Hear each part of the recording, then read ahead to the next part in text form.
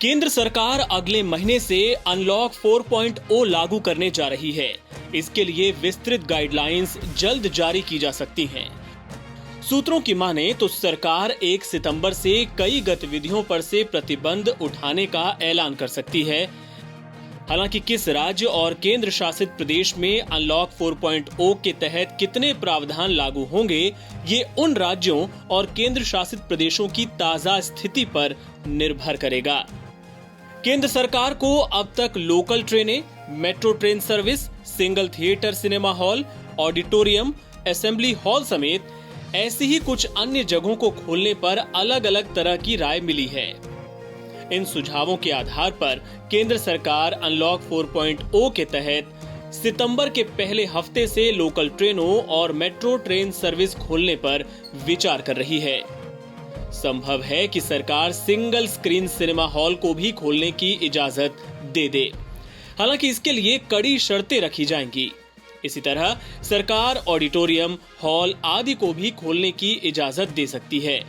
इसमें social distancing, thermal screening, temperature check, क्षमता से कम भीड़ जुटाने जैसी शर्तें रखी जानी तय है।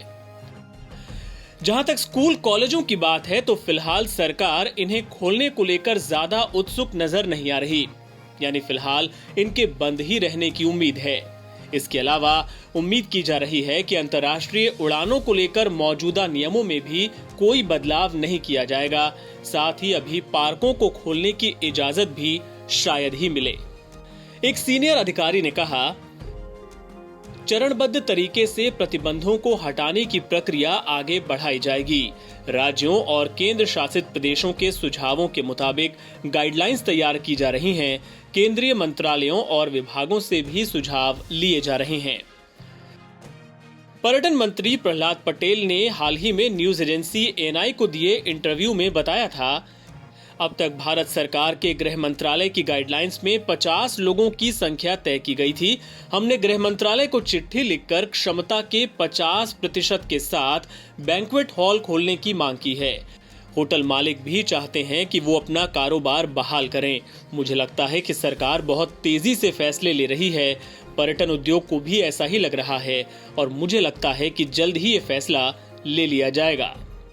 सूत्रों के मुताबिक अब तक कुछ फाइनल नहीं हुआ है, लेकिन जल्द फाइनल होने की उम्मीद है क्योंकि इस सिलसिले में जल्द ही मीटिंग होने वाली है। गौरतलब है कि सरकार ने 8 जून को अनलॉक के पहले चरण का ऐलान किया था, जिसके तहत लोगों को धीरे धीरे छूट दिए जाने का सिलसिला शुरू हुआ था। फिर 29 जुलाई को अनलॉक 3.0 के तहत नई गाइडलाइंस का ऐलान किया गया, जो 1 अगस्त से लागू हुई थी। अब अनलॉक 4 की गाइडलाइंस का इंतजार किया जा रहा है।